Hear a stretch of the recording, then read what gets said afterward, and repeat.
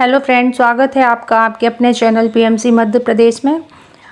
और जो कहानी है जीवात्मा जगत के नियम की, वो चैप्टर का नाम है सूरदास की कहानी जारी, सूरदास के प्रति नीलू के प्रेम की परीक्षा।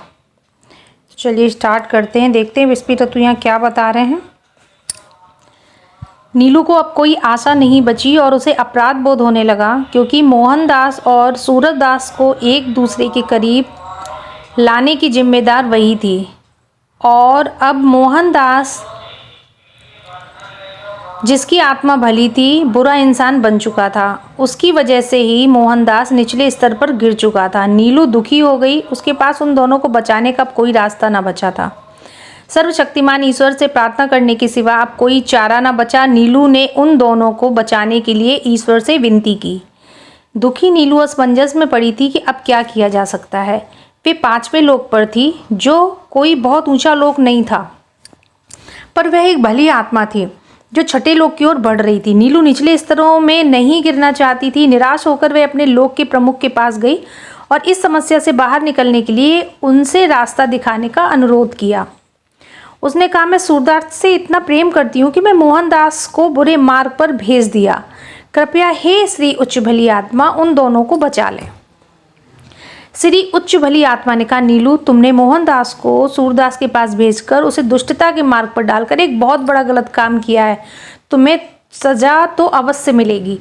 हाँ, नीलू ने जवाब दिया, हे श्री उच्च भली आत्मा, मुझे अवश्य सजा दें। मुझे निचले लोकों में जाना पसंद नहीं, पर मैं उस लोक में चली जाऊंगी जहाँ सूरदास और मोहनदास है। बस आप उन दोनों को बचा लें और उन्हें ऊंचे स्तर में ले जाएं।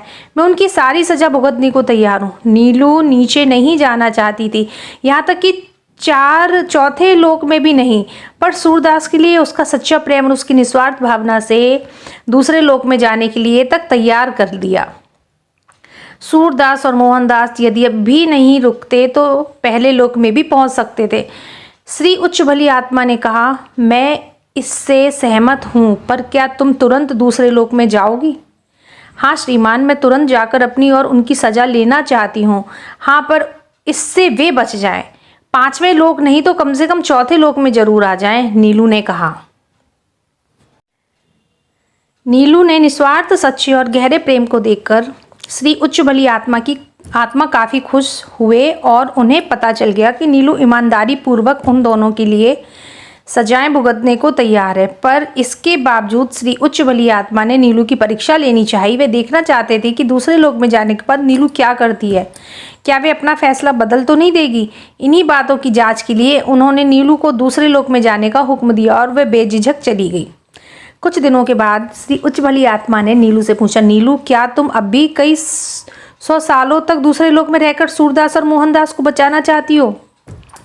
नीलू ने बेझिझक उत्तर दिया, हाँ श्री उच्च भली आत्मा, मैं ऐसा ही करना चाहती हूँ। ये जानकर श्री उच्च भली आत्मा बहुत प्रसन्न हुई कि नीलू सचमुच बहुत निस्वार्थ और सच्ची है और अंदर से इतनी मजबूत है कि अपने प्रेमी सूरदास और मोहनदास के लिए अपनी खुशियाँ त्यागने के लिए तैयार है। श्री उच्च भली आत्मा ने कहा, नीलू, मेरी प्यारी बच्ची, 5वें लोक में लौट आओ। मैं सूरदास और मोहनदास को बचाऊंगा। इसमें कई महीने लगेंगे, पर वादा करो कि इस बीच तुम सूरदास या मोहनदास के लिए कुछ नहीं करोगी, भले ही उनके साथ कुछ भी हो जाए।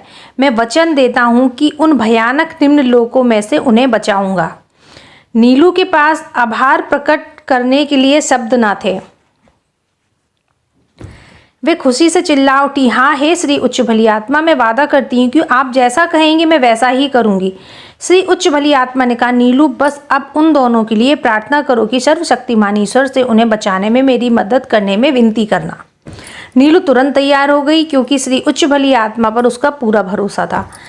ये एक सच्ची कहानी है, केवल व्यक्ति के नामों और शहरों को बदल दिया गया है। आप ये जानकर काफ़ी हैरान हुए होंगे कि लोकों के प्रमुख और श्री सर्वोच्च बली आत्मा किसी जरूरतमंद आत्मा को बचाने के लिए क्या कुछ कर सकते हैं। ये एक बहुत कठिन कार्य है, पर क्योंकि उनके पास बड़ी शक्तियाँ होती हैं, इसलिए वे चमत्कार कर सकते हैं।